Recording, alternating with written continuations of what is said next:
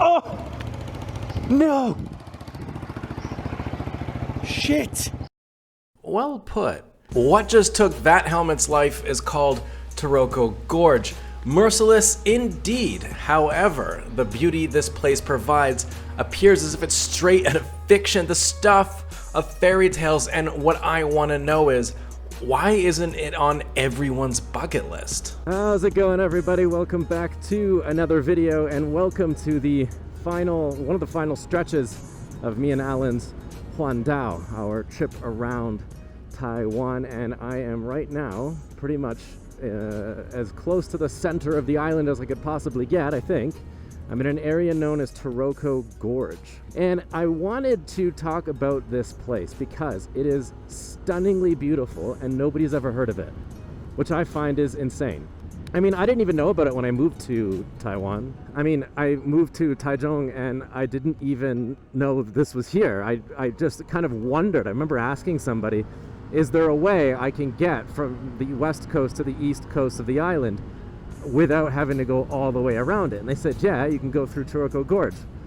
And I was like, what? What is that? And it's a beautiful road, the one I'm on right now, that cuts through the mountains. I think that it deserves more recognition, and so I figured I'd make a video about it. And it makes me wonder, like, how many hidden beauties, how many hidden stunning areas are in different people's countries that no one knows about, right? Like, everyone has their talked about touristy, natural, beautiful spots, but I wonder, you know, maybe you guys can tell me, depending on where you're watching from. I know I have an audience that is pretty international, so if you could tell me where you're watching from, and if there's a part of your country that's super pretty, but really only the locals know about it, and it's not really something that's featured in YouTube videos or in the news or in films or whatever.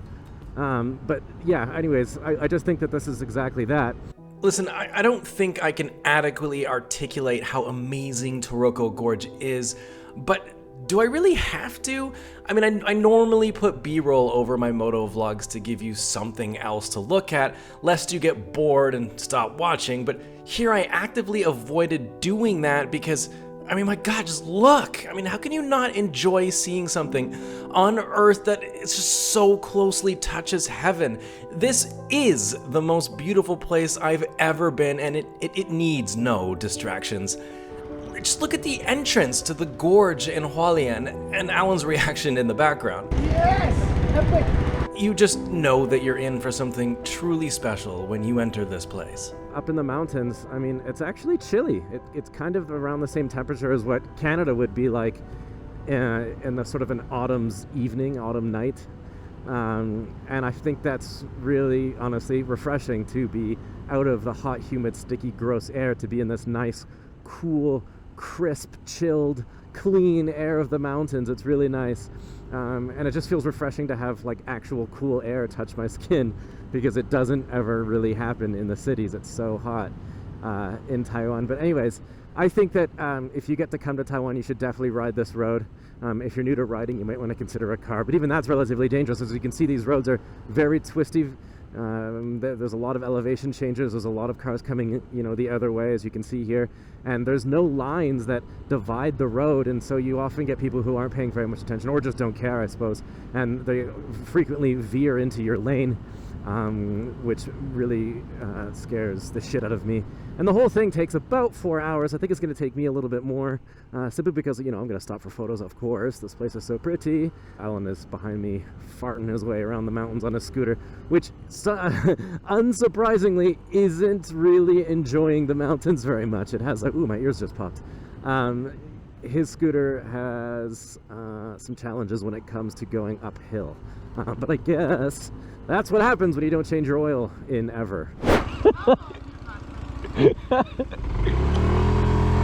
Oh no, mine's kind of struggling too. As I expected, Allan is having a real tough time with these hills.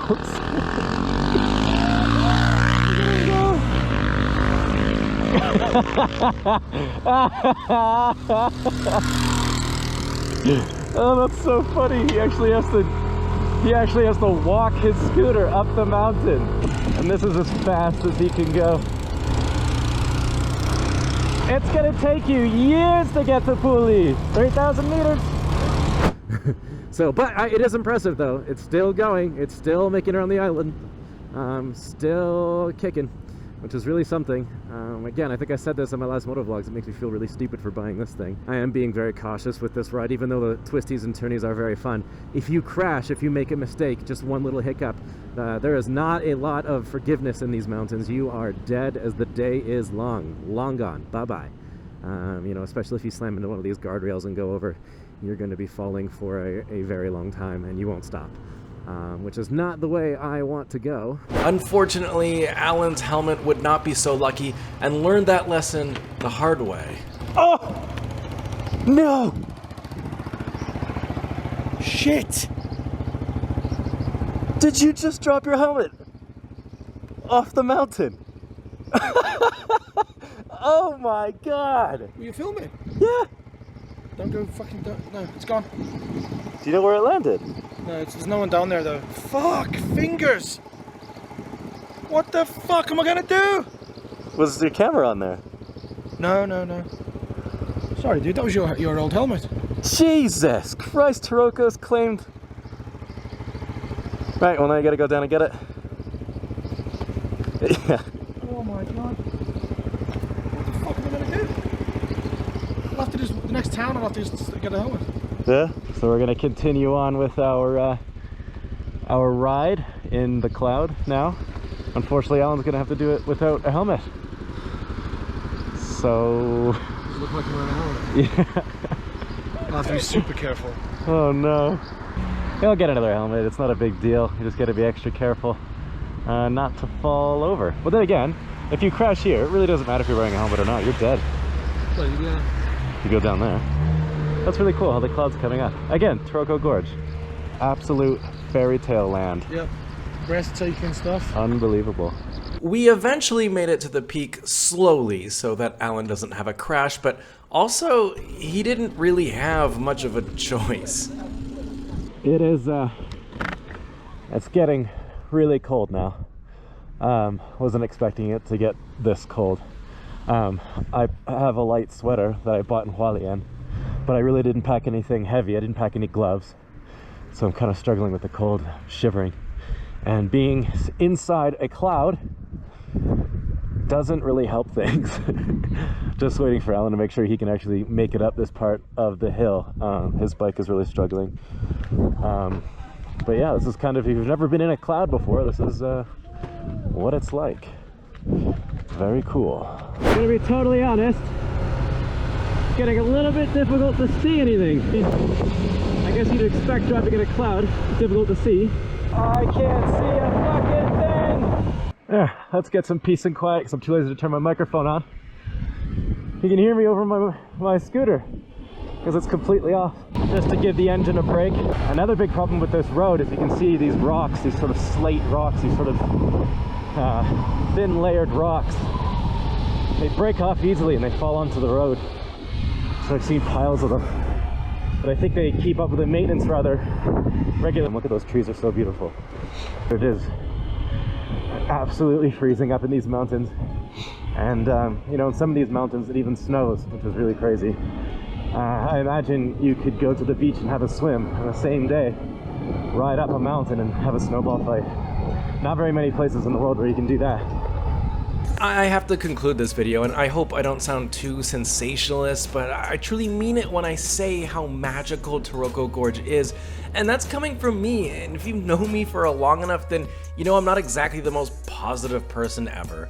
I mentioned in my last video Cape Breton Island, where my mom is from, which has that same magic and fascination which I always attributed to my connection via family, which I'm sure has some part of it, but after being here, I know that there's something else I just can't quite put my finger on. I don't know if it's how small I feel or how lucky we are that this place exists. I mean, the fact that it's naturally occurring and not created by some brilliant artist feels so unlikely, and like I said, no one knows about it. Is it because there are more beautiful places on this earth that overshadow Taroko? I doubt that. Or is it the fact that Taiwan isn't as notable due to exterior and sinister forces?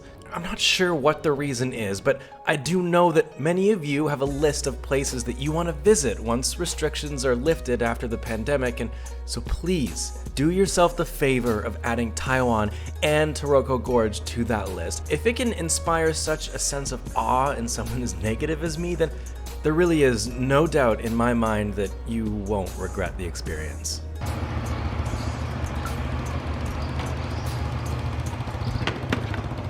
Oh!